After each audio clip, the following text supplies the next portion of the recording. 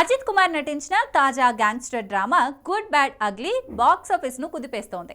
Ajit fans దర్శకుడు అదిక్ రవిచంద్రన్ తెరకెక్కించిన ఈ సినిమా రికార్డు ఓపెనింగ్స్ తో సంచలనం సృష్టిస్తోంది.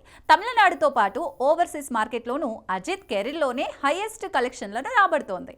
గుడ్ బ్యాడ్ అగ్లీ తమిళనాడులో రోజుకి సగటున 20 కోట్ల గ్రాస్తో దూసుకెళ్తోంది. కేవలం 5 రోజుల్లోనే 100 కోట్ల మార్క్ను అందుకొని సెన్సేషన్ క్రియేట్ చేసింది. అజిత్ స్టార్డమ్ను చాటుతూ ఈ చిత్రం బాక్సాఫీస్ను షేక్ చేస్తోంది.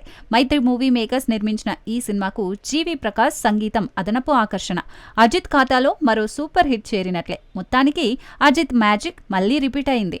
ఈ గ్యాంగ్స్టర్ డ్రామా బాక్సాఫీస్ వద్ద ఎలాంటి రికార్డులు బద్దలు కొడుతుందో వేచి చూడాలి. గ్లోబల్ స్టార్ రామ్ చరణ్ పెద్ది మూవీతో మరోసారి సంచలనం సృష్టించేందుకు సిద్ధమవుతున్నారు. దర్శకుడు Buchibabu Sana rural sports backdrop లో ఈ చిత్రాన్ని తెరకెక్కిస్తున్నారు. సినిమాపై అంచనాలు ఆకాశాన్ని తాకుతున్నాయి. షూటింగ్ జోరందుకున్న ఈ చిత్రంలో కన్నడ స్టార్ శివరాజ్ కుమార్ కీలక పాత్రలో కనిపించనున్నారు. బుచ్చిబాబు డైరెక్షన్ అద్భుతం, స్క్రిప్ట్ అనూహ్యం, నా పాత్ర స్పెషల్ అని శివరాజ్ కుమార్ చెప్పిన కామెంట్స్ సోషల్ మీడియాలో వైరల్ గా మారాయి. రామ్ చరణ్ పాత్ర అభిమానులను అల్టిమేట్ థ్రిల్ ఇవ్వనుందని చిత్ర యూనిట్ స్పష్టం చేసింది.